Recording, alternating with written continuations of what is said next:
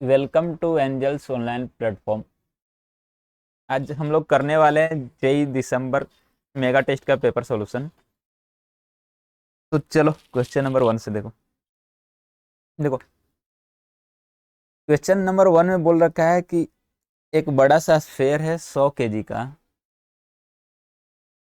ऐसा एक स्फेयर है 100 kg का जिसका रेडियस 10 सेंटीमीटर दिया हुआ है। Radius 10 centimetre. अभी बोला कि इसके सरफेस पे एक पार्टिकल जो है छोटा सा 10 ग्राम का रखा हुआ है। ठीक है, तो स्मॉल एम को हम लोग बोले 10 ग्राम, कैपिटल एम को 100 kg, रेडियस दिया हुआ है 10 सेंटीमीटर। अभी बोला कि छोटे से पार्टिकल को स्फेयर से बहुत दूर ले जाने के लिए, बहुत दूर मतलब इनफाइनाइट डिस्टेंस ऐसा बोल सकते हैं, कितना वर्क करना पड़ेगा। देखो, तो बोलेंगे कि जब डिस्टेंस इनफाइनाइट हो जाएगी, मतलब बहुत दूर, उस केस में पोटेंशियल एनर्जी जीरो हो जाएगी, मतलब final potential energy zero. Initial potential energy लिखोगे -G m1 m2 upon R. ऐसा m1 100 kg दिया हुआ है, m2 10 ग्राम, kg में बदल लेंगे उसको। तो स्मॉल एम मतलब को हम लोग लिखेंगे 10 ग्राम दिया हुआ था, तो 10 × 10⁻³ कैपिटल एम को दिया हुआ है 100 kg और आर दिया हुआ था 10 सेंटीमीटर। मीटर में बदलोगे तो 0.1 मीटर।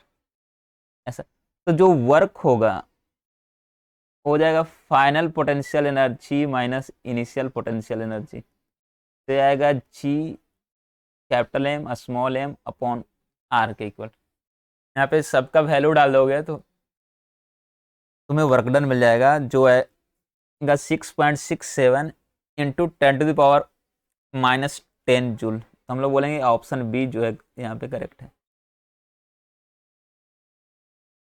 नेक्स्ट क्वेश्चन देखो।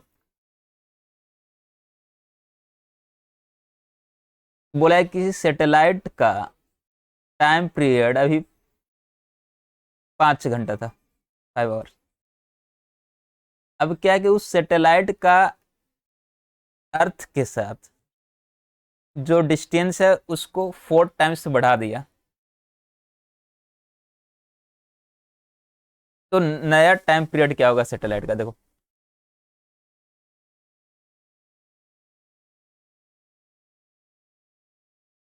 हम लोग ऐसा बोले कि ये मेरा अर्थ था और ये सैटेलाइट यहाँ पे इस ऑर्बिट में ऐसे घूम रहा था अर्थ के चारों ओर ऐसे। ऑर्बिटल रेडियस शुरू वाला हम लोग R0 बोल देते हैं, और शुरू में जो टाइम पीरियड था 5 आवर्स। तो हम लोग जानते हैं कि T² directly proportional to R³ मतलब कि फर्स्ट केस में टाइम पीरियड तो 5 आवर्स था, तो डायरेक्टली प्रोपोर्शनल टू R0³। यही क्वेश्चन 1। बाद में जब डिस्टेंस बढ़ा के 4R कर दिया, उस केस में टाइम पीरियड क्या होगा ये निकालना है। तो उस केस में हम लोग बोले कि टाइम पीरियड T हो रहा होगा, तो वहां पे लिखेंगे T² directly proportional to 4R0 all cube.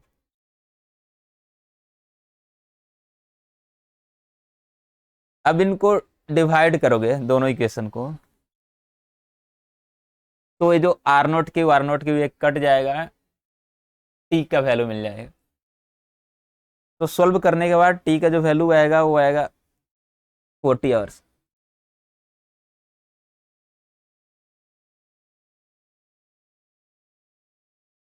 Next वाला देखो। नेक्स्ट वाले में बोला है कि दो स्फेयर जिनमें एक की मास m और दूसरे की 5m है, और रेडियस उनका r और 2r है। इनिशियली उनके सेंटर टू सेंटर डिस्टेंस जो सेपरेशन है वो दे रखा है 12 बार। मतलब हम लोग ऐसा बोलेंगे कि दो स्फेयर ऐसा और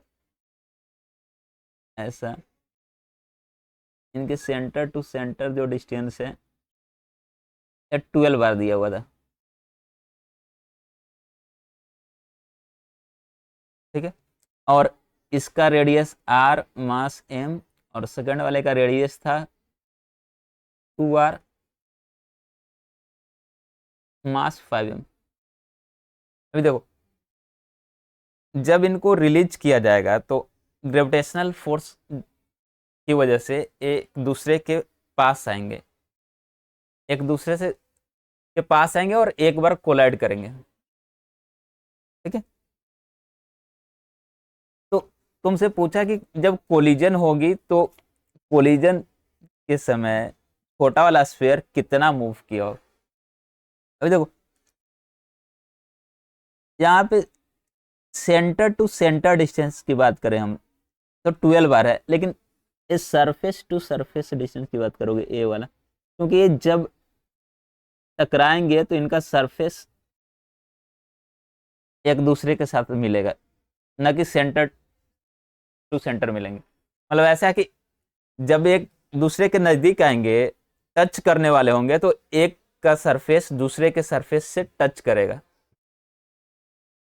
तो इसलिए सरफेस टू सरफेस डिस्टेंस देखेंगे तो इधर बोलेंगे तो आर था और ये वाला 2r, टोटल 12r था, इसमें से r प्लस 2r मतलब 3r घटा देंगे तो ये वाला जो डिस्टेंस होगा यहाँ से यहाँ तक, ये हो जाएगा तुम्हारा 9r। मान लो छोड़ देने के बाद ऐसा हुआ कि छोटा वाला जो है x1 डिस्टेंस चला और बड़ा वाला जो है x2 चला, ऐसे इसको बोल दिया कि ये x1 डिस्टेंस चला, ये जो चला x2 चला, तो x1 प्लस x2 का वैल्यू 9r होना चाहिए, क्योंकि इनके surface to surface distance surface 9r दिया हुआ था। दूसरा, ये जो मूव कर रहे हैं एक दूसरे की ओर वो ग्रेविटेशनल फोर्स की वजह से मूव कर रहे हैं, और ग्रेविटेशनल फोर्स जो है एक मतलब दोनों पार्टिकल पे अपोजिट डायरेक्शन में लगता है। मतलब ऐसा बोल सकते हैं कि एक्शन रिएक्शन पेयर होता है न्यूटन थर्ड लॉ के जैसा, एक पे राइट की ओर लगेगा तो दूसरे पे लेफ्ट की ओर। मतलब इस सिस्टम की बात की जाए तो सिस्टम पे नेट फोर्स 0 हो जाएगा, क्योंकि स्मॉल जो स्फीयर है उस पे राइट की ओर फोर्स लग रहा होगा, बड़ा वाला स्फीयर पे लेफ्ट की ओर लग रहा होगा। नेट अगर दोनों पे देखा जाए तो नेट फोर्स 0, मतलब एक्सटर्नल कोई फोर्स नहीं है। एक्सटर्नल फोर्स नहीं है तो सेंटर ऑफ मास जो है उसका डिस्प्लेसमेंट नहीं होगा, सेंटर ऑफ मास मूव नहीं करेगा। ऐसा हम लोग पढ़े थे कि जब तक एक्सटर्नल फोर्स नहीं होता, बाहरी बल नहीं होता, सेंटर ऑफ मास मूव नहीं करता। यहाँ पे वही होगा, ग्रेविटेशनल फोर्स इंटरनल हो जाएगी एक्चुअली, बाहरी कोई बल नहीं है इसलिए सेंटर ऑफ मास मूव नहीं करेगा। मतलब एक्स सेंटर ऑफ मास 0, मतलब m1x1 plus m2x2 equal to 0। तो एक इक्वेशन तो ऐसा बोलेंगे हम लोग, m1x1 प्लस m2x2। बट यहाँ पे देखोगे कि एक राइट की ओर जा रहा है, छोटा वाला राइट की तरफ जा रहा है जहाँ तरफ, तो बड़ा वाला लेफ्ट की तरफ आ रहा है। मतलब x1 को अगर प्लस लिखेंगे तो x2 को माइनस लिखना पड़ेगा, इसलिए हम लोग ऐसा लिखे mx1 minus 5m(x2) equal to 0। यहाँ से m कट जाएगा दोनों साइड से, x1 इक्वल टू हो जाएगा 5x2, एक इक्वेशन ए, और एक x1 प्लस x2 इक्वल टू x1 प्लस x2 इक्वल टू 9r। दो अभी देखो क्या करेंगे कि इक्वेशन 2 में हम लोग x2 के जगह पे x1/5 लिख देंगे, तो यहाँ से हो जाएगा तुम्हारा x1 plus x1/5 equal to 9r। LCM ले लोगे तो ऊपर में हो जाएगा 6x1/5, इक्वल टू 9R। तो x1 का जो वैल्यू आएगा यहाँ से हो जाएगा 7.5R। तो हम लोग बोलेंगे टकराने से पहले छोटा वाला स्फीयर 7.5R मूव किया होगा, इसलिए ऑप्शन सी जो है करेक्ट।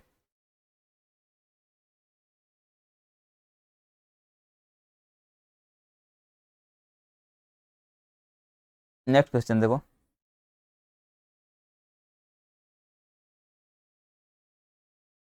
नेक्स्ट में बोला है कि अर्थ सरफेस से डी डेप्थ नीचे और एच हाइट ऊपर, अगर एक्सेलेरेशन ड्यू टू ग्रेविटी का वैल्यू g/4 दोनों जगह समान है, डी डेप्थ नीचे और एच हाइट ऊपर दोनों जगह g/4 है, तो h/d का वैल्यू क्या होगा? देखो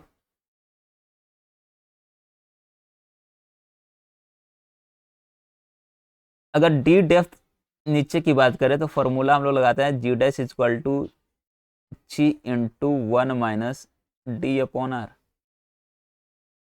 ठीक है, और यहाँ पे जी डैश का वैल्यू g/4 बोला है, तो g/4 इक्वल टू हो जाएगा g1 - d/r। जी कैंसिल हो जाएगा, 1/4 इक्वल टू 1 - d/r। यहाँ से d/r इक्वल टू हो जाएगा 1 - 1/4 मतलब 3/4। इसलिए d का जो वैल्यू आएगा हो जाएगा 3r/4 ऐसा। तो d का वैल्यू मिल गया 3r/4। उसके बाद बोला एच हाइट ऊपर भी g डैश का वैल्यू g/4 है। तो एच हाइट के लिए अब हम लोग लगाएंगे एच हाइट, अर्थ सरफेस से एच हाइट ऊपर जाए तो जो जी डैश होता है उसका फॉर्मूला होता है G dash equal to G divided by 1 + h/r का होल स्क्वायर ऐसा। अब जी डैश की जगह पे यहाँ पे g/4 लिख देंगे, तो g/4 equal to g1 + h/r का होल स्क्वायर। जी कट जाएगा, क्रॉस मल्टीप्लाई कर दोगे तो 1 + h/r का होल स्क्वायर इक्वल टू 4। दोनों साइड स्क्वायर रूट कर दोगे तो 1 + h/r इक्वल टू हो जाएगा 2, फिर h/r इक्वल टू 1, इसलिए h इक्वल टू r। तो हम लोग बोलेंगे कि h का वैल्यू r आया और d का वैल्यू आया था 3r/4। तो जब इनका हम लोग रेशियो लेंगे h और d का तो हो जाएगा 4/3। तो हम लोग बोलेंगे कि ऑप्शन ए जो है इसमें करेक्ट है।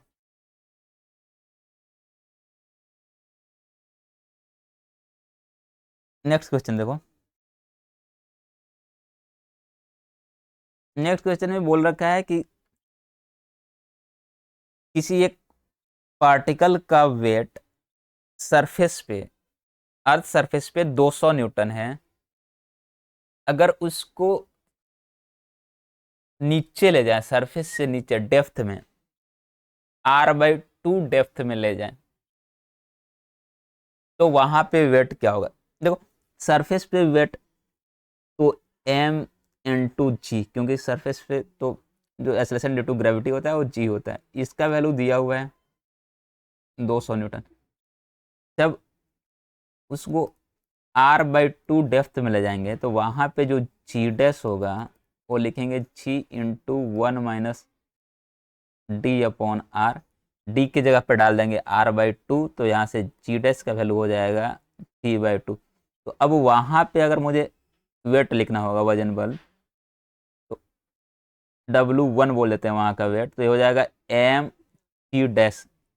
जी डैश की जगह पे हम लोग डालेंगे g/2, तो ये हो जाएगा mg/2।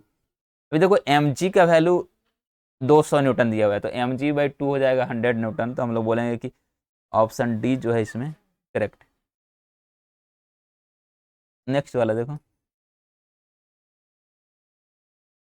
नेक्स्ट में 4 फिजिकल क्वांटिटी दिया हुआ है एक कॉलम में और दूसरे में उनका डायमेंशनल फार्मूला। तो करेक्ट डायमेंशनल फार्मूला मैच करना है मुझे। देखो सबसे पहले बी वाला देखो, बी वाला पोटेंशियल एनर्जी ऊर्जा है, और ऊर्जा का होता है mL2T-2। तो हम लोग बोलेंगे कि बी वाले का 4 वाला होगा।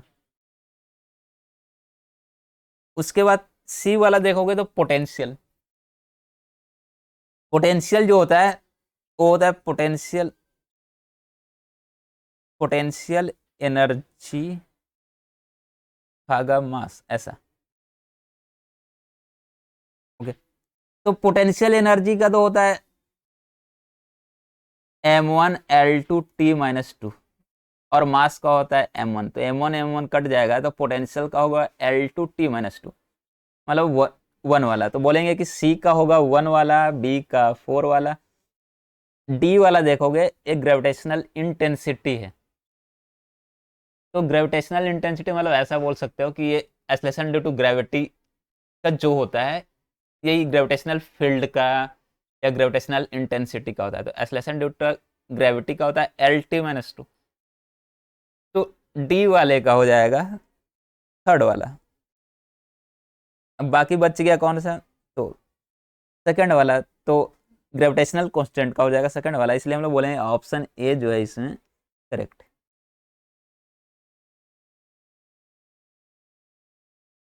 7th वाला देखो,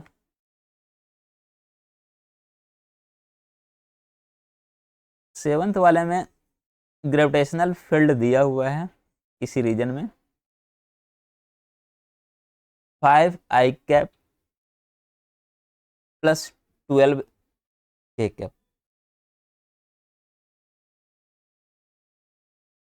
ये बोला कि अगर किसी पार्टिकल को ओरिजिन से लेके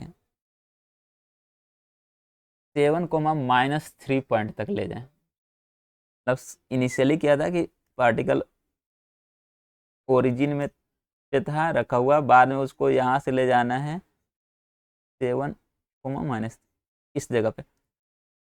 तो ग्रेविटेशनल पोटेंशियल एनर्जी जो है कितना चेंज होगा,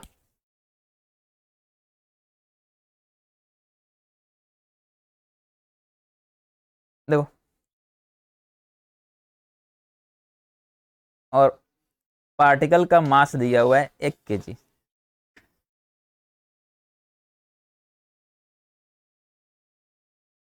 तो ये जो dv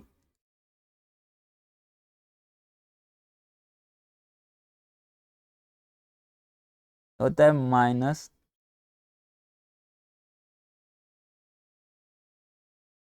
di/dr, नहीं सॉरी, dv इक्वल टू होता है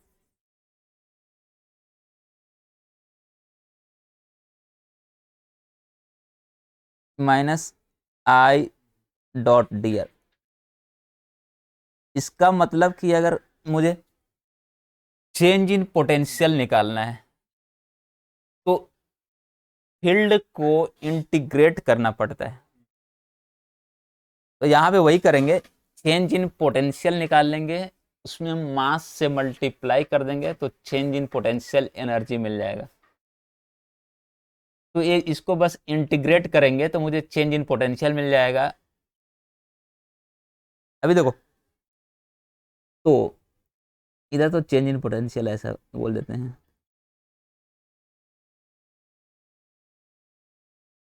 इधर जो ग्रेविटेशनल फील्ड दिया हुआ है वो 5i cap plus 12j cap.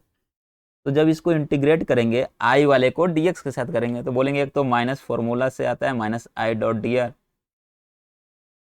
जब 5i कैप को इंटीग्रेट करना होगा तो बोलेंगे 5dx, ऐसा इसको इंटीग्रेट करना है ऐसा।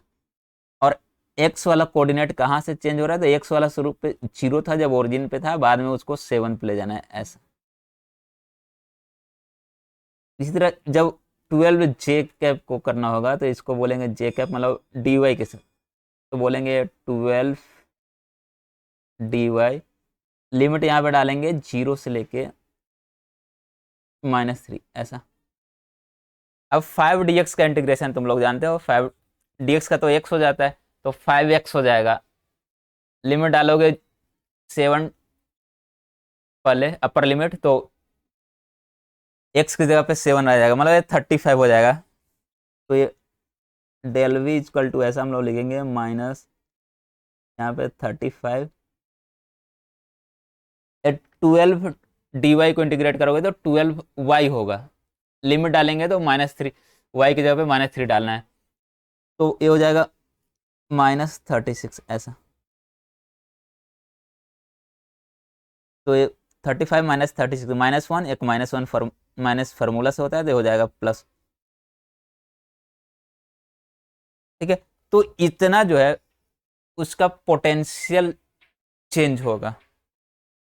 ठीक है, तो पोटेंशियल एनर्जी के लिए मास से मल्टीप्लाई करते हैं पोटेंशियल में, तो इसमें मास मतलब 1 kg से मल्टीप्लाई करेंगे तो चेंज इन पोटेंशियल एनर्जी भी 1 ही आएगा, क्योंकि मास 1 दिया हुआ है, तो हम लोग बोलेंगे कि 1 जूल।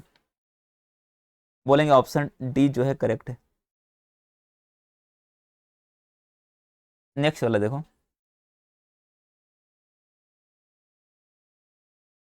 नेक्स्ट वाले में एक कॉपर वायर और एक स्टील वायर है। कॉपर का लंबाई 1 मीटर बोला है, और स्टील का जो लंबाई है वो बोल रखा है 0.5 मीटर। अब क्या कि दोनों को ऐसा सीरीज में ज्वाइंट किया हुआ था, मान लो ऐसा मैं बोला कि ये मेरा कॉपर वायर है और इसके सीरीज में एक स्टील, एक कॉपर वाला था, ये स्टील वाला था, ऐसे ज्वाइंट है, एक एंड फिक्स कर दिया है। मान लो इधर अब हम लोग फोर्स लगा के खींच रहे हैं ऐसा। तो तो कॉपर में जो एक्सटेंशन हुआ, कॉपर का जो लेंथ बढ़ा, मतलब डेल एल कॉपर के लिए वो दे रखा है 1 mm।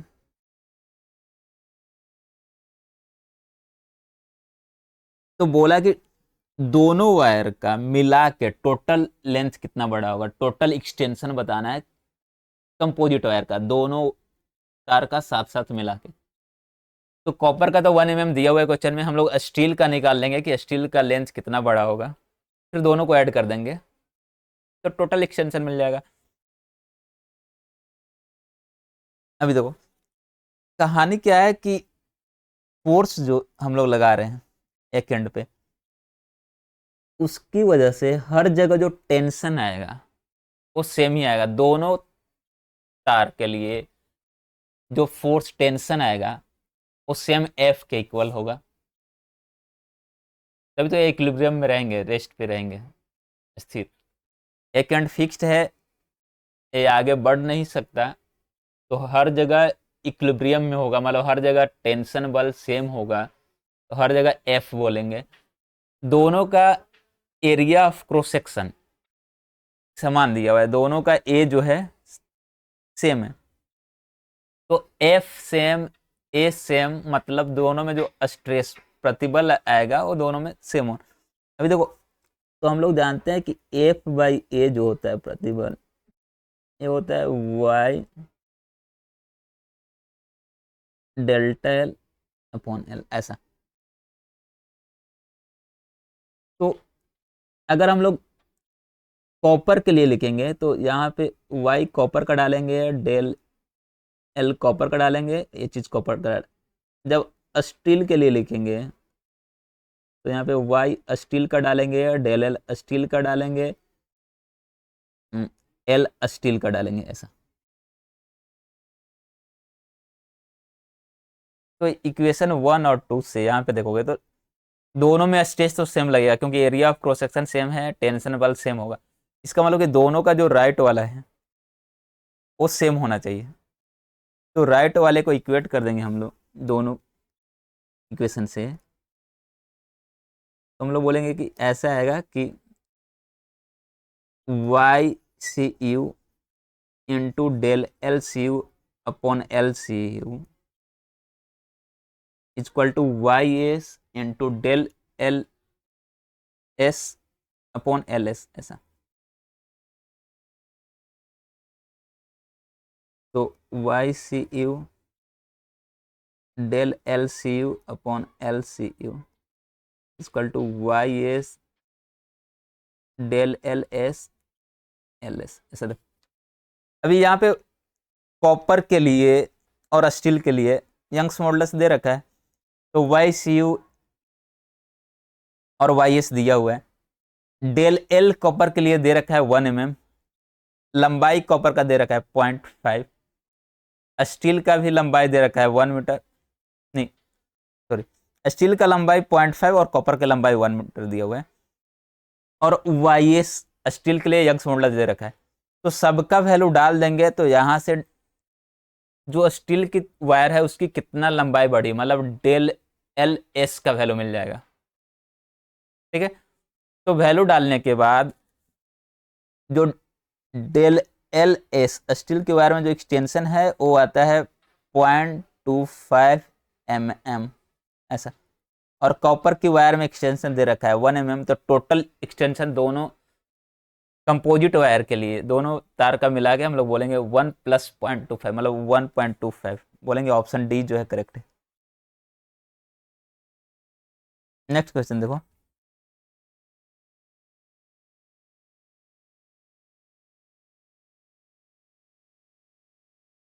देखो इसमें बोल रखा है कि एक रॉड जिसकी लंबाई एल है रूम टेम्परेचर पे और उसका area of cross section A था, जिसका लीनियर एक्सपेंशन अल्फा दे रखा है, coefficient of linear expansion alpha. अभी बोला है कि अगर कोई एक्सटर्नल फोर्स लगाया जाए तो इसमें जो लेंथ चेंज हो रहा है वो लेंथ टेम्परेचर बढ़ाने के कारण जो लेंथ चेंज हो रहा है उसको रोक दे रहा है फोर्स, अप्लाइड फोर्स। मतलब ऐसा है, देखो एक रॉड है, ठीक है, अभी इसके किनारों पे फोर्स लगाया गया है ऐसे, कंप्रेसिव फोर्स, और इसका जो है टेम्परेचर चेंज कर दिया ऐसा। तो हम लोग जानते हैं कि टेम्परेचर चेंज होने से लेंथ बढ़ता है, तो ये लेंथ इसका बढ़ना चाहता है, बट जो फोर्स दोनों किनारों से लगा रखे हैं वो फोर्स इसके लेंथ को बढ़ने नहीं दे रहा है। मतलब ऐसा बोलेंगे कि ये फोर्स जो है इसको कंप्रेस कर रहा है, जिसकी वजह से इसमें स्ट्रेस आएगा। ठीक है, तो बोला कि इस मेटल के लिए, इस रॉड के लिए यंग्स मॉडुलस का वैल्यू क्या होगा। देखो अभी टेम्परेचर की वजह से जो लेंथ चेंज होता वो होता del L equal to L alpha delta T, ऐसा। मतलब डेल एल बाई एल का वैल्यू हम लोग बोलेंगे अल्फा डेल्टा टी, ऐसा। और हम लोग जानते हैं कि यंग्स मॉडुलस जो होता है वो होता है F L A upon del L, ऐसा। तो अगर मुझे यंग्स मॉडुलस वाई निकालना है तो इस वाले में एल बाई डेल एल के जगह पे लिख देंगे 1/अल्फा डेल टी यहाँ से। तो यंग्स मॉडुलस जो आएगा F A alpha delta T, ऐसा बोलेंगे। ऑप्शन ए जो है करेक्ट।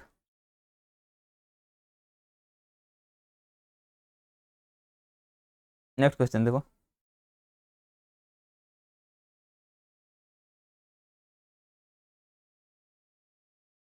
देखो नेक्स्ट क्वेश्चन में,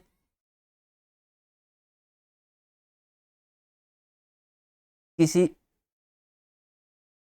मटेरियल का डेंसिटी दे रखा है रो, और उसका बल्क मॉडुलस जो है वो दे रखा है के। अभी बोल रहा है कि अगर इस पे प्रेशर, इस मेटल पे मान लो कि एक ऐसा मेटालिक स्फीयर था, एक गोला ही मान लिए ऐसा।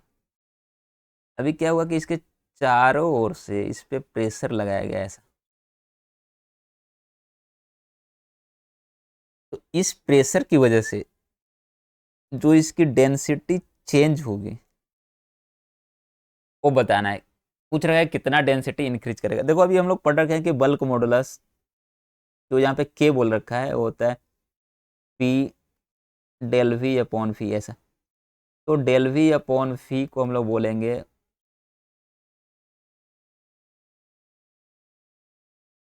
ऐसा पी बाई के। और हम लोग जानते हैं डेंसिटी होता है एम अपॉन वी। अब यहाँ पे देखो ये परसेंटेज एरर वाला कंसेप्ट लगाओगे तो del rho upon rho equal to M, तो मास अचल कांस्टेंट होता है वो नहीं बदलता, तो उसमें कोई वो नहीं आती, तो ये डेल वी अपॉन वी हो जाएगा ऐसा। मतलब डेल वी बाई वी को हम लोग डेल रो बाई रो लिख सकते हैं। तो इस डेल वी बाई वी की जगह पे हम लोग लिखेंगे del rho by rho equal to P by K. तो डेल रो निकालना है तो ये जो रो है वो राइट साइड आके ऊपर में चला जाएगा, तो हम लोग बोलेंगे रो पी बाई के ऐसा। तो ऑप्शन बी को हम लोग बोलेंगे कि करेक्ट। नेक्स्ट क्वेश्चन देखो।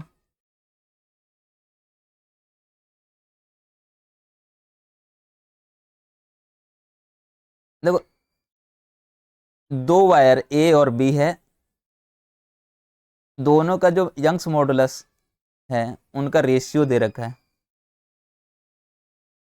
मतलब ऐसा कि Y A upon Y B equal to 1/4।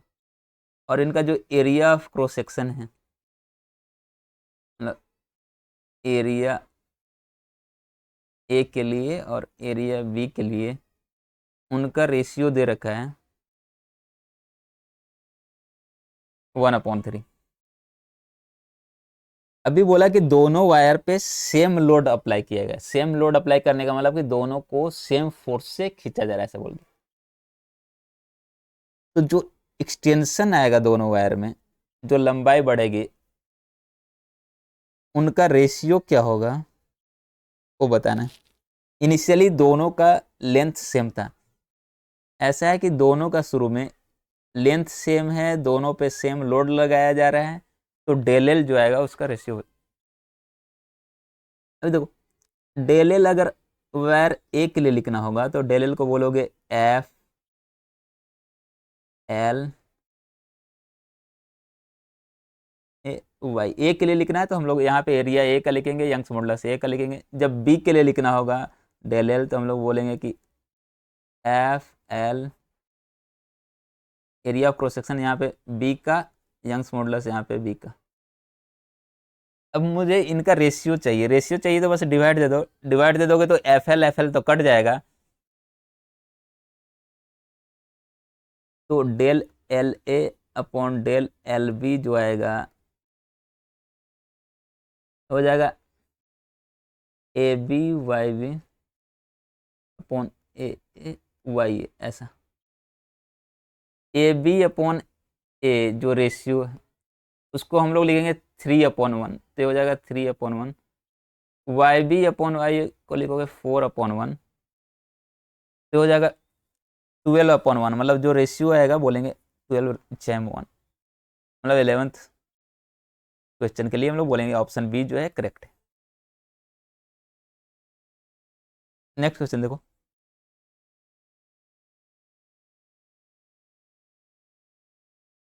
Next question में क्या है कि एक 10 kg के बॉल को, एक पार्टिकल 10 केजी के एक पार्टिकल को एक तार के एक किनारे पे बांध के, ऐसा मान लो ये तार है, इसके एक किनारे पे ऐसे बांध के और इसको हम लोग घुमा रहे हैं ऐसा, इस वाले सर्कल पे ऐसा घुमा रहे हैं। ये हो गया तुम्हारा सेंटर, एक पार्टिकल है 10 केजी का। बोला कि जो तार है उसका ब्रेकिंग स्ट्रेस, उसका जो स्ट्रेंथ है, जो उसकी क्षमता है वो 4.8 गुना 10⁻⁷ न्यूटन पर मीटर स्क्वायर। तो बोला कि मैक्सिमम किस एंगुलर स्पीड के साथ घुमा सकते हैं ताकि वायर ना टूटे। देखो वायर तब टूटेगा जब उसका स्ट्रेस, वायर में जो स्ट्रेस है वो 4.8 इंटू 10⁻⁷ से ज़्यादा होगा। इसके बराबर तक वो चल सकता है, उसकी जो लिमिट है, जो उसका क्षमता है वो इतने का है। तो अभी देखो हम लोग बोल दिए कि इस तार में जो तनाव बल है वो टी है, इस तनाव बल के कारण ही ये जो 10 केजी का पार्टिकल है वो सर्कुलर मोशन कर रहा है, घूम रहा है। मतलब ये तनाव बल ही इसको सेंट्रीपिटल फोर्स दे रहा है, केंद्रगामी बल प्रोवाइड करवा रहा है। तो हम लोग बोलेंगे T equal to M omega square R. यहाँ पे जो रेडियस है वो लंबाई के बराबर ही होगा ऐसा। फिर तनाव बल आ गया, तो जो स्ट्रेस हम लोग लिखेंगे, मतलब प्रतिबल, वो लिखेंगे एम ओमेगा स्क्वायर एल, मतलब टी अपॉन ए ऐसा। और यहाँ पे इसकी जो लिमिट है स्ट्रेस की वो दे रखी है, स्ट्रेस की जगह पर डाल देंगे 4.8 इंटू 10⁻⁷। तो 4, तो ऐसा हो जाएगा 4.8 into 10⁻⁷ equal to M omega square L upon A. तो देखो एम का वैल्यू, एल का वैल्यू, ए का वैल्यू, सबका वैल्यू दिया हुआ है, यहाँ से तुमको ओमेगा मिल जाएगा। सबका वैल्यू यहाँ पर इस इक्वेशन में डाल दोगे तो, और ओमेगा का जो वैल्यू आएगा वो होगा 4। तो हम लोग बोलेंगे कि ऑप्शन डी जो है यहाँ इस क्वेश्चन के लिए करेक्ट है।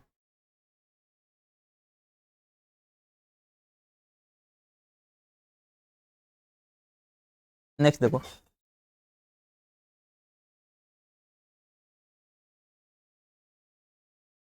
इसमें बोला कि दो रॉड दे रखे हैं ए और बी, दोनों की डायमेंशन एक जैसी है, मतलब कि इनकी लंबाई और वो area of cross section L और ए दोनों के लिए सेम है, और इनिशियली दोनों 30 डिग्री सेल्सियस पे थे, मतलब इनिशियल टेम्परेचर दोनों का 30 है। बाद में हीट किया गया दोनों को, एक को 30 से 180 तक हीट किया गया। मतलब पहला जो रॉड ए है उसको इनिशियली 30 पे था, यहाँ से हीट किया गया 180 डिग्री। जो रॉड बी है उसको 30 से हीट किया गया 3 डिग्री सेल्सियस। बोला जो इनका शुरू का लेंथ तो समान था, ये शुरू में लेंथ ए समान था, बाद में जो हिट करने के बाद जो नया लेंथ, अभी क्या होता है कि हिट करने के बाद लंबाई बढ़ जाती है, तो जो नया लेंथ है वो भी दोनों का इक्वल है। इसका मतलब कि दोनों में सेम एक्सटेंशन होगा, तभी बाद वाला भी लंबाई सेम होगा। मतलब डेल एल जो है दोनों के लिए इक्वल है, ठीक है। तो और कोफिशिएंट ऑफ लीनियर एक्सपेंशन का रेशियो दे रखा है ए और बी के लिए, मतलब उसने alpha A upon alpha B का वैल्यू बोल रखा है 4/3। तो टी का वैल्यू क्या होगा वो बताना है, मतलब बी को किस टेम्परेचर तक हीट किया गया था। देखो दोनों के लिए डेल एल से होना चाहिए क्योंकि फाइनल वाला लेंथ भी दोनों का समान बोल रखा है। तो डेल एल का वैल्यू हम लोग जानते हैं एल अल्फा डेल्टा टी ऐसा। तो अगर ए के लिए लिखेंगे हम लोग डेल एल, तो यहाँ पे टेम्परेचर चेंज ए का लिखेंगे और डेल्टा टी ए के लिए लिखेंगे अल्फा भी ए के लिए लिखेंगे, और बी के जब हम लोग डेल एल लिखेंगे लेंथ में इंक्रीमेंट, तो उसको बोलेंगे एल अल्फा बी, ऐसा बी के लिए यहाँ पे एल एल तो कट जाएगा, दोनों का इनिशियल लेंथ सेम था। अभी देखो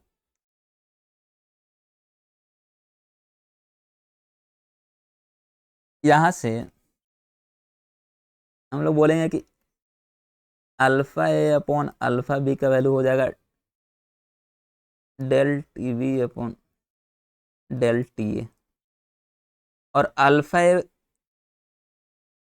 और अल्फा बी इनका रेशियो दे रखा था 4:3, तो इसके जगह पर डाल देंगे 4/3।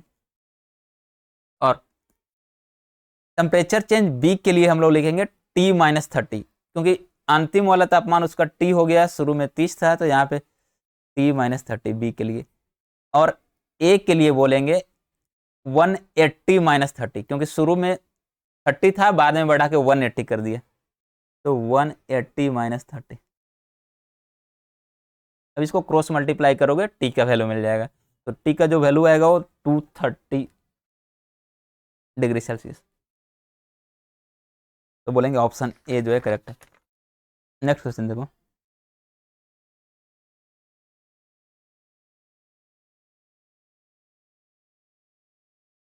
नेक्स्ट में बोल रखा है कि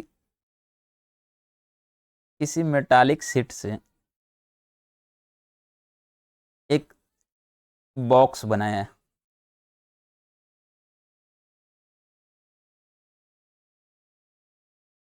एक ऐसा क्यूबिकल बॉक्स बनाया, ठीक है, जिसका साइड लेंथ ए है, तो उसका जो वॉल्यूम हो जाएगा उस बॉक्स का, क्यूब का वॉल्यूम एक क्यूब होता है, तो एक क्यूब हो जाएगा उसका वॉल्यूम। अभी क्या है कि अब उसका टेम्परेचर, उस बॉक्स का टेम्परेचर डेल टी बढ़ा दिया, मतलब टेम्परेचर चेंज किया डेल टी, तो जो वॉल्यूम इंक्रीज हुआ मतलब डेल वी बताना है, तो डेल वी हम लोग जानते हैं कि del V equal to phi gamma delta T. तो यहाँ पे फी की जगह पे लिखेंगे एक एक क्यूब, और गामा जो है कोफिशिएंट ऑफ वॉल्यूम एक्सपेंशन है, और गामा जो होता है वो होता है 3 × alpha, alpha coefficient of linear expansion. तो गामा की जगह पर 3 अल्फा डाल देंगे, तो डेल वी का जो वैल्यू आएगा हो जाएगा 3 अल्फा, फी की जगह पे मुझे डालना है एक क्यूब इंटू डेल्टा टी, ऐसा बोलेंगे ऑप्शन ए करेक्ट होगा।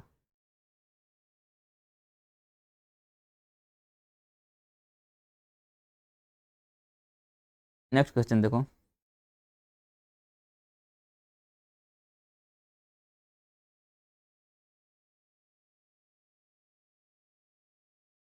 नेक्स्ट क्वेश्चन में बोला कि एक कॉपर रॉड और एक अल्युमिनियम रॉड है, कॉपर रॉड का लेंथ 88 सेंटीमीटर, एल्युमिनियम रॉड का लेंथ जो है अननोन है, दिया नहीं है, निकालना है मुझे। अभी बोला कि उनका जो लेंथ इंक्रीज है और टेम्परेचर के इंक्रीज पे के इंडिपेंडेंट है, तो लेंथ क्या होगा एल्युमिनियम रॉड का वो बताना है। देखो एक्चुअली ऐसा है कि copper rod aluminium rod, copper 88 दिया हुआ था, मान लो इसका एल सेंट, अभी इनिशियल इनके लेंथ का वो देखोगे डिफरेंस, तो बोलेंगे L-88, ठीक है। अभी क्या है कि अब टेम्परेचर बढ़ा रहे हैं, टेम्परेचर बढ़ा रहे हैं तो दोनों की लेंथ बढ़ेगी, दोनों की लेंथ बढ़ेगी, मान लो इसका डेल्टा L1, इसका डेल्टा L2, तो बाद में इनके लेंथ का जो डिफरेंस हम लोग बोलेंगे तो ये हो जाएगा एल्युमिनियम के लिए बाद वाला लेंथ, और ये हो जाएगा कॉपर के लिए बाद वाला लेंथ। तो इनका भी डिफरेंस मतलब जो है वो L-80 है, तभी तो टेम्परेचर पे निर्भर नहीं कर रहा है, मतलब इनके लेंथ का डिफरेंस हमेशा सेम रह रहा है, जो शुरू में था वही हमेशा था। इसका मतलब कि जो इनका लेंथ बढ़ रहा है वो दोनों में बराबर बढ़ रहा है, तभी जो घटा रहे हैं तो कैंसिल हो जा रहा है, इसी वजह से टेम्परेचर पे निर्भर नहीं कर रहा। इसका मतलब हम बोलेंगे delta L1 equal to delta L2। तो हम लोग बोलेंगे डेल्टा L1 इक्वल टू, और डेल्टा Cu कॉपर का जो डेल्टा L है ये इक्वल है डेल्टा एल्युमिनियम के लेंथ के। तो इसको बोलेंगे हम लोग, देखो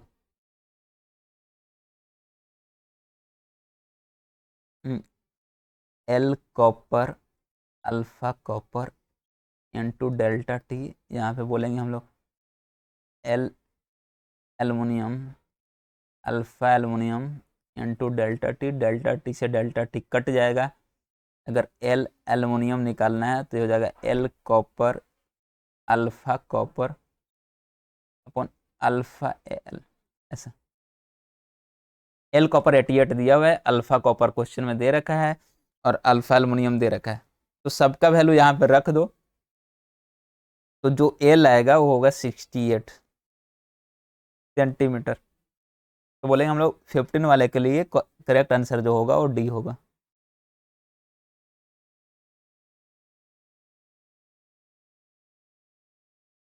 नेक्स्ट देखो,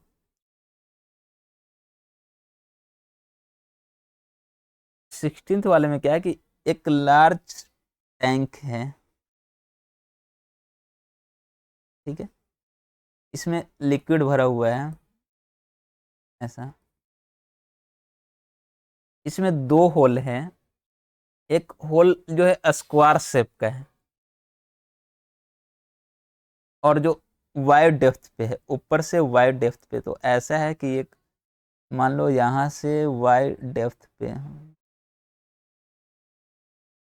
एक ऐसा होल है एल सेल्ड, ऐसा। इस होल का साइड लेंथ जो है स्क्वायर है तो एल दिया हुआ है, और दूसरा जो होल है ऊपर से 4y डेप्थ पे, और ये जो होल है ये सर्कुलर है जिसका रेडियस आर दिया हुआ है, ठीक है। अभी बोल रहा है कि जो वाटर जो निकल रहा है दोनों से, जो पानी बाहर निकल रहा है उनका रेट दोनों होल के लिए सेम है, मतलब फ्लो रेट जो है दोनों होल के लिए सेम है। देखो मान लो यहाँ से बोल दो कि V1 स्पीड से निकल रहा है, यहाँ से V2 स्पीड से निकल रहा है, तो V1 को हम लोग बोलेंगे √2GY, क्योंकि वाई डेप्थ पे था। V2 को बोलेंगे हम लोग √2G × 4y। तो वॉल्यूम फ्लो रेट मतलब A1 V1 ऐसा दोनों के लिए सेम है, मतलब हम लोग बोलेंगे A1 V1 = A2 V2। A1 जो स्क्वायर होल है उसका एरिया, तो उसका एरिया तो हो जाएगा L square V1 √2GY। A2 circular whole है, उसका एरिया हम लोग लिखेंगे पाई आर स्क्वायर, V2 को लिखेंगे √2G × 4y, ठीक है। यहाँ से √2GY कट जाएगा दोनों साइड से, तो आर का जो वैल्यू आएगा होगा L/√2 ऐसा। बोलेंगे ऑप्शन बी जो है करेक्ट है इस क्वेश्चन के लिए। नेक्स्ट देखो,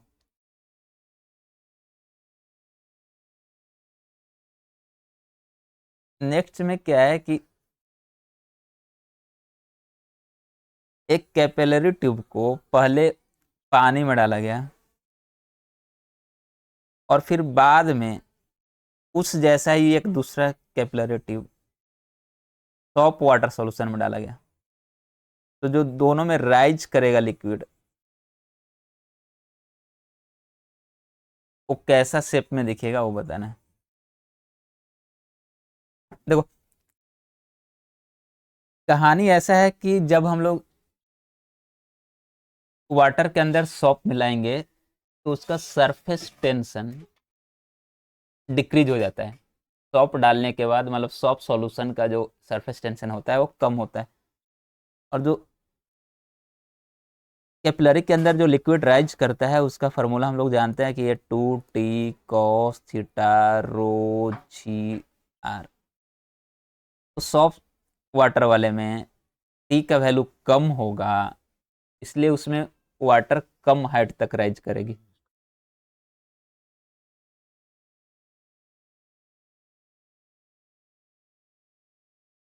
ठीक है। तो इस सॉफ्ट वाले सॉल्यूशन के लिए टी का वैल्यू कम होगा, इसलिए उसमें कम हाइट तक राइज करेगी। और दूसरा, अगर राइज कर रही है तो जो एंगल ऑफ कांटेक्ट है वो लेस देन 90 होता है, मतलब जो ऊपर वाला सरफेस है वो ऐसा दिखेगा, ऐसा। ठीक है। तो ये फर्स्ट वाला हम लोग बोलेंगे सिर्फ वाटर के लिए, क्योंकि उसका सरफेस टेंशन वाटर का सॉफ्ट सॉल्यूशन के रिस्पेक्ट में ज़्यादा होता है। और दूसरा वाला हम लोग बोलेंगे सॉफ्ट वाटर सॉल्यूशन के लिए। सॉफ्ट वाटर सॉल्यूशन के लिए इसलिए हम लोग बोलेंगे ऑप्शन डी जो है इसमें करेक्ट।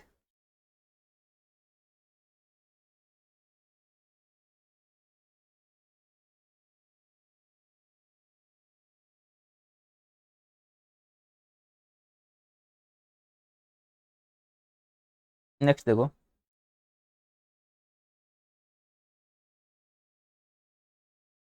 एक कैपिलरी ट्यूब जिसका रेडियस आर है, उसको अगर वाटर में डाला गया, पानी में डाला गया, तो उसमें जो राइज कर रहा है पानी, उसका मास एम बोला है। तो बोला कि अगर दूसरे कैपिलरी ट्यूब जिसका रेडियस 2r होगा, अगर उसको डालेंगे तो उसमें कितना मास पानी राइज करेगा।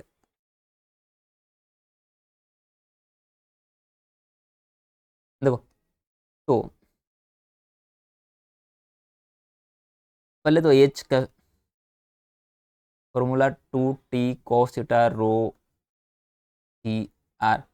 पानी के लिए कॉस थीटा का वैल्यू जीरो, मतलब नहीं सॉरी, थीटा का वैल्यू जीरो तो कॉस थीटा 1 हो जाता है, ऐसा तो ऐसा लिख देते हैं। चलो, देखो, तो जो मास राइज करेगा एम होगा रो गुना फी, और फी को हम लोग लिखेंगे ए इंटू एच। ए को लिखेंगे पाई आर स्क्वायर,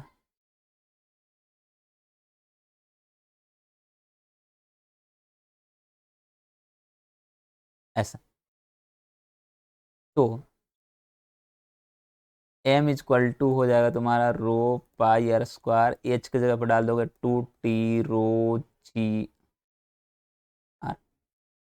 तो रो से रो कट जाएगा, एक आर से एक आर कट जाएगा, तो एम का जो वैल्यू होगा होगा पाई आर 2t अपॉन। यहाँ पे देखो मास के लिए जो ये आया इक्वेशन, इसमें टी सी पाई ये सब तो कांस्टेंट है, मास जो है डायरेक्टली प्रोपोर्शनल टू आर है। इसका मतलब कि अगर कैपिलरी ट्यूब का रेडियस डबल करेंगे तो मास भी डबल हो जाएगा, 2 टाइम्स हो जाएगा। तो जब पहले रेडियस आर था, मास एम राइज कर रहा था, लिक्विड का जो राइज कर रहा था उसका मास एम था, तो जब 2r करेंगे तो मास 2m हो जाएगा, क्योंकि m जो है डायरेक्टली प्रोपोर्शनल टू आर आया ऐसा। नेक्स्ट देखो,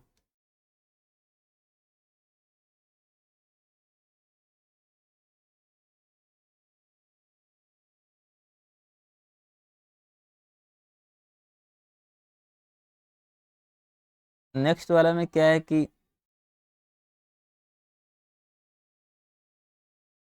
एक सिलेंड्रिकल वेसल के अंदर, बर्तन के अंदर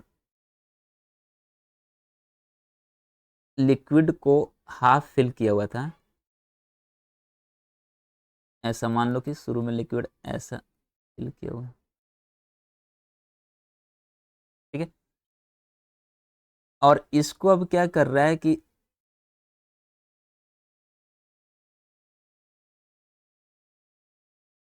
इसके अपने एक्सिस के अबाउट रोटेट करना स्टार्ट कर दिया।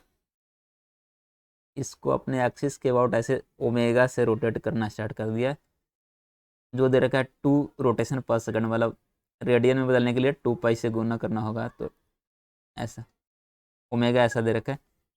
अभी देखो अभी क्या होगा कि इस रोटेशन की वजह से एक्सिस के पास वाला जो लिक्विड है वो थोड़ा नीचे आ जाएगा, और जो दूर है वो ऐसे राइज करेगा। मतलब बाद में देखोगे तो सरफेस ऐसा बन जाएगा इस रोटेशन की वजह से ऐसा। तो तुमसे पूछ रखा है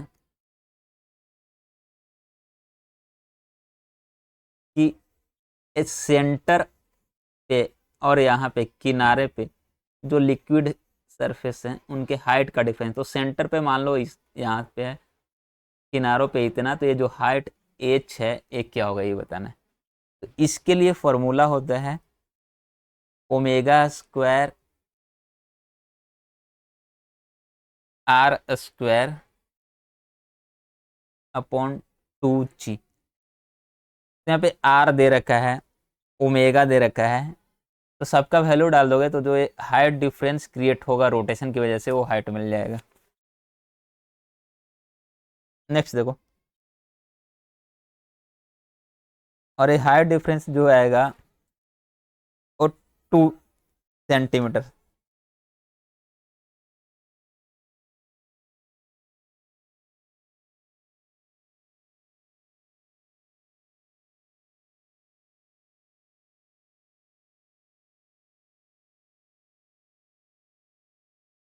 नेक्स्ट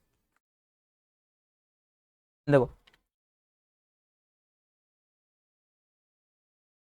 एक हॉरिजेंटल ट्यूब है जिसका area of cross section very कर रहा है ऐसा।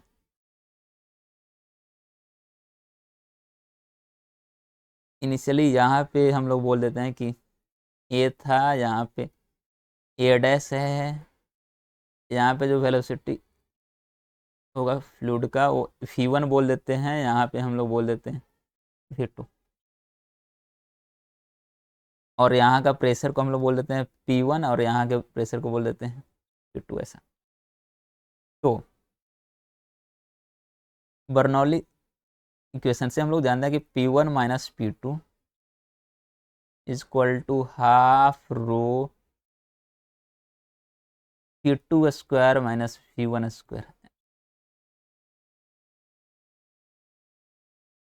अभी देखो p1 माइनस p2 क्वेश्चन में दे रखा है 3 × 10⁵, 3 × 10⁵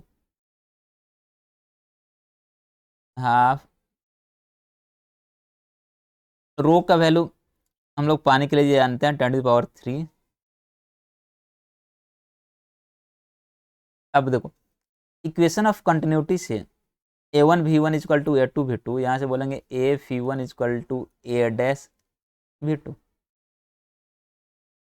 और v1 इजक्वल टू हो जाएगा v2 इजक्वल टू बोलेंगे v1 into a upon a dash, और a अपॉन a डैश का वैल्यू क्वेश्चन में 5 बोला है, तो v2 इजक्वल टू हम लोग लिख देंगे 5v1। तो जो ये इक्वेशन है बर्नौली वाला, यहाँ पे v2 की जगह पे 5v1 डालेंगे तो हो जाएगा 5v1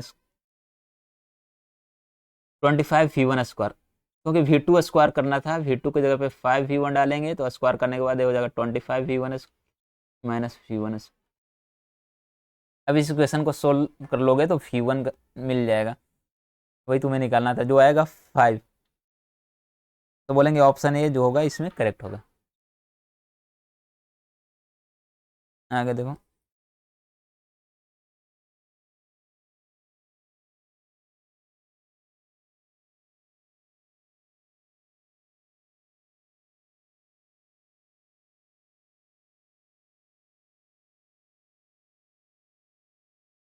देखो एरोप्लेन के विंग्स के ऊपर और नीचे, विंग्स के ऊपर और नीचे जो एयर का वेलोसिटी है वो दे रखा है 150 मीटर पर सेकंड और 100 मीटर पर सेकंड, मतलब और तो प्रेशर डिफरेंस निकालना है मुझे ऊपर और नीचे। अभी हम लोग वर्नरली का इक्वेशन यहाँ पे लगाएंगे, P1 minus P2 equal to half rho P2 square minus V1 square. तो ये P1 माइनस P2 ही निकालना था मुझे, कितना होगा। तो रो का वैल्यू क्वेश्चन में दे रखा है, एयर के लिए डेंसिटी जो है 1.2, V2 को हम लोग बोलेंगे 150 मीटर पर सेकेंड, P1 को बोलेंगे 100 मीटर पर सेकेंड। तो V1 V2 रो का वैल्यू डाल दोगे तो जो प्रेशर डिफरेंस निकालना है P1 माइनस P2 वो आ जाएगा, और वो आएगा 7500 न्यूटन पर मीटर स्क्वायर।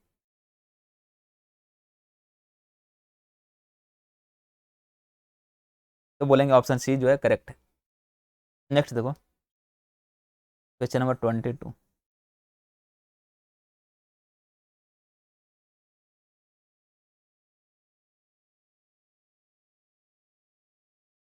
देखो इसमें जो स्टेटमेंट 1 है उसने बोला कि अगर कैपिलरी को किसी लिक्विड के अंदर डाला गया, कैपिलरी ट्यूब को लिक्विड के अंदर डाला गया, तो उसमें लिक्विड जो है एच हाइट तक राइज कर रहा है। अब बोला कि अब टेम्परेचर बढ़ा दिए लिक्विड का और फिर से डाल रहे हैं, तो अब लिक्विड एच से ज़्यादा हाइट तक राइज करेगा।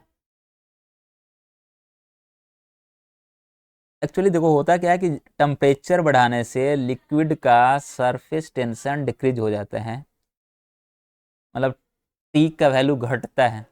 सरफेस टेंशन, सरफेस टेंशन जो है एक घटता है टेम्परेचर के साथ,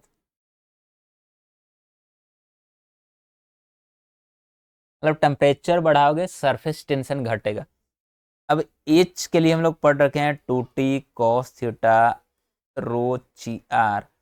अब टेम्परेचर बढ़ा दिए तो ये सरफेस टेंशन टी का वैल्यू घट गया, टी का वैल्यू घट गया तो एच जो है घटना चाहिए। लेकिन स्टेटमेंट 1 जो है वो उल्टा ही बोल रखा है कि टेम्परेचर बढ़ाने से जो लिक्विड राइज कर रहा था उसका हाइट और बढ़ेगा, ये गलत है। तो फर्स्ट वाला स्टेटमेंट गलत है, और सेकंड वाला स्टेटमेंट तो सही बोला ही है कि सरफेस टेंशन लिक्विड का डिक्रीज होता है टेम्परेचर राइज होने के साथ। तो हम लोग बोलेंगे कि बी करेक्ट होगा, ऑप्शन बी, जिसमें बोल रखा है कि स्टेटमेंट 1 गलत है और स्टेटमेंट 2 सही है।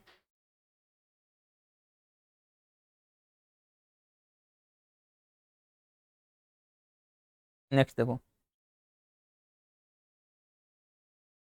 नेक्स्ट में बोल रखा है कि दो छोटे छोटे मरकरी ड्रॉप मर्ज करके एक बड़ा सा ड्रॉप बना ले, तो इस बड़े सा ड्रॉप का सरफेस एनर्जी कितना होगा। एनर्जी मुझे निकालना है बड़े वाले ड्रॉप के लिए। इन दोनों का रेडियस स्मॉल आर था, बड़े वाले का कैपिटल आर बोल देते हैं, तो बड़े आर वाले का पहले ड्रॉप का हम लोग रेडियस निकालेंगे दोनों साइड वॉल्यूम इक्वेट करके। तो देखो 4/3 पाई r क्यूब एक छोटे से ड्रॉप का होगा, ऐसे ऐसे दो थे तो पहले टोटल वॉल्यूम इतना, बाद में हम लोग लिखेंगे 4/3 पाई कैपिटल आर क्यूब। 4/3 पाई 4/3 पाई कट जाएगा दोनों साइड से, कैपिटल आर का वैल्यू आएगा r इंटू 2 to the 1/3। तो अब मुझे एनर्जी चाहिए बड़े वाले ड्रॉप का, एनर्जी होता है सरफेस टेंशन टी इंटू ए को लिखेंगे 4 pi capital R square, 4 pi capital R square, और कैपिटल आर के जगह पे हम लोग जो अभी ये आया वैल्यू वो डाल देंगे, तो ये हो जाएगा आर स्क्वायर तो पावर 1/3 इसका स्क्वायर ऐसा, तो ई इक्वल टू हो जाएगा T into 4 pi R square, इसका स्क्वायर करोगे तो ये हो जाएगा 2 का पावर 2/3 ऐसा। देखो 4 को हम लोग बोलते हैं 2 के पावर 2, तो यहाँ पे एक 4 था, एक 2 के पावर 2/3 था, तो 4 को ऐसा लिख सकते हैं 2 का पावर 2। अब ये दोनों मल्टीप्लाई में है, मल्टीप्लाई में पावर ऐड हो जाता है, तो 2 का जो नेट पावर हो जाएगा 2 + 2/3, एलसीएम लोगे तो पावर जो आएगा 2 का पावर 8/3 हो जाएगा। तो हम लोग बोलेंगे कि ऑप्शन डी जो है करेक्ट।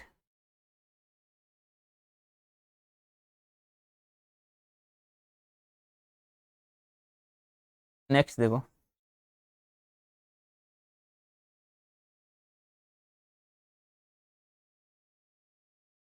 देखो एक सॉलिड स्फीयर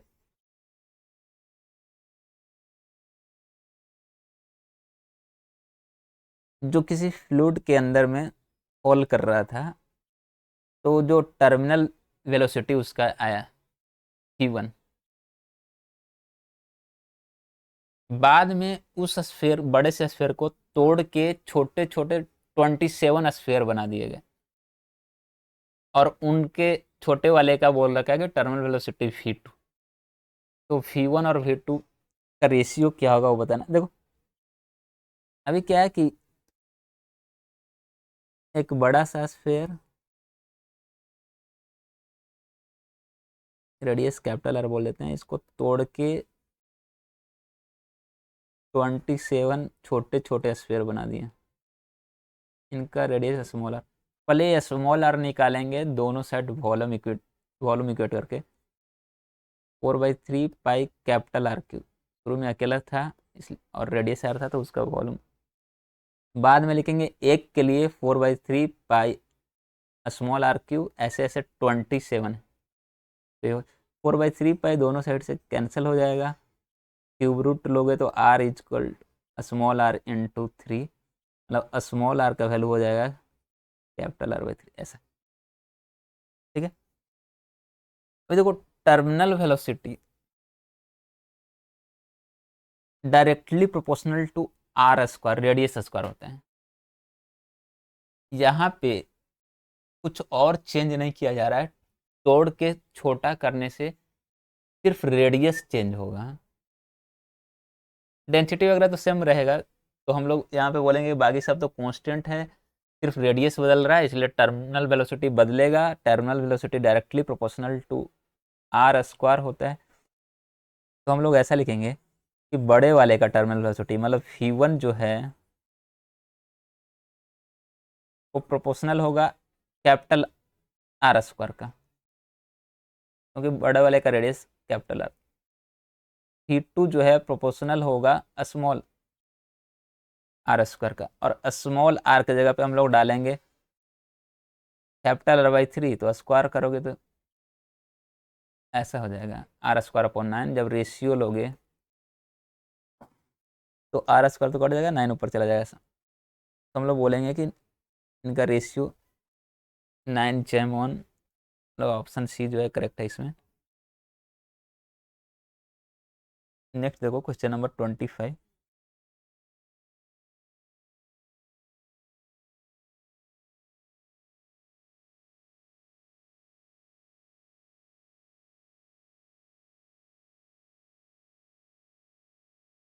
देखो क्वेश्चन नंबर 25 में एक हाइड्रोलिक प्रेस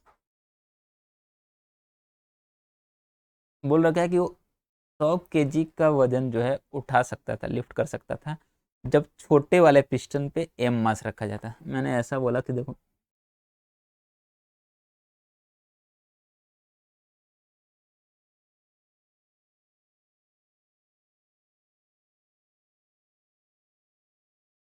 ये मेरा हाइड्रोलिक प्रेस है, इधर छोटा वाला पिस्टन है, इधर मास हम लोग स्मॉल एम रख रहे हैं तो ये जो है 100 kg का वेट लिफ्ट कर सकता था। ठीक है, अभी देखो ये हाइड्रोलिक प्रेस जो है पास्कल लॉ पे काम करता है। मतलब हम लोग ऐसा बोलते हैं कि F1/A1 इक्वल टू F2/A2, ऐसा। तो F1 के जगह पे लिखेंगे स्मॉल m, F2 के जगह पे तो दिया हुआ है 100 kg, तो m के जगह पे 100 डाल देंगे वहाँ पे, तो मतलब ऐसा बोलेंगे कि mg/, बाद में इसको बोलेंगे F2 को 100 इंटू जी एट। तो देखो जी से जी कैंसिल हो जाएगा,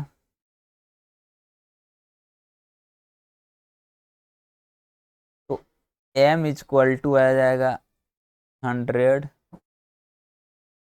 A1/A2। ठीक है, बाद में देखो क्या किया कि बाद में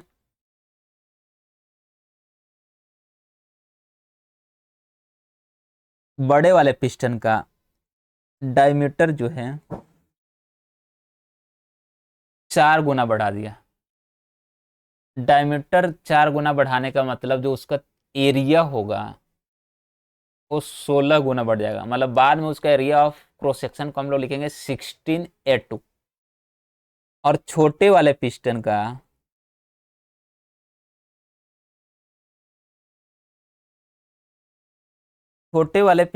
वो डायमीटर है वो 4 टाइम्स कम कर दिया। कम करने का मतलब उसका एरिया ऑफ क्रॉस सेक्शन घट जाएगा 16 टाइम्स, क्योंकि area of cross section πd²/4 होता है।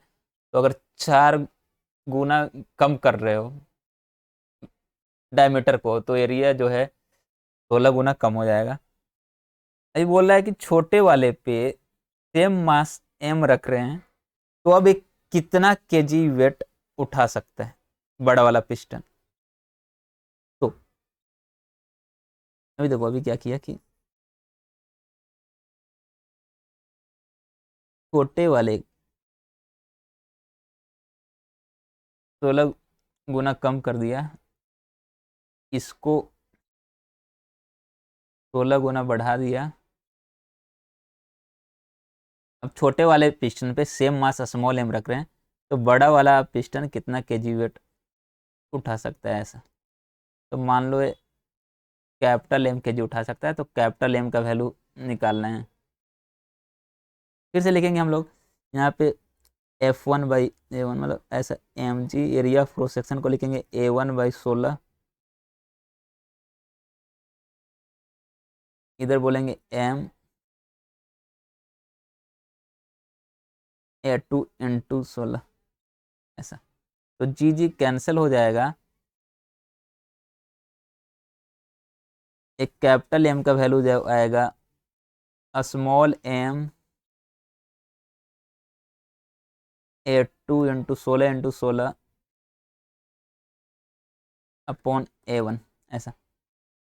अभी स्मॉल एम की जगह पे हम लोग लिख देंगे 100A1/A2, इसके जगह पर डालना है 100A1/A2। तो कैपिटल एम जो आएगा फिर 16 इंटू 16 इंटू 100 मतलब 25600 kg। तो हम लोग बोलेंगे ऑप्शन बी जो है करेक्ट होगा।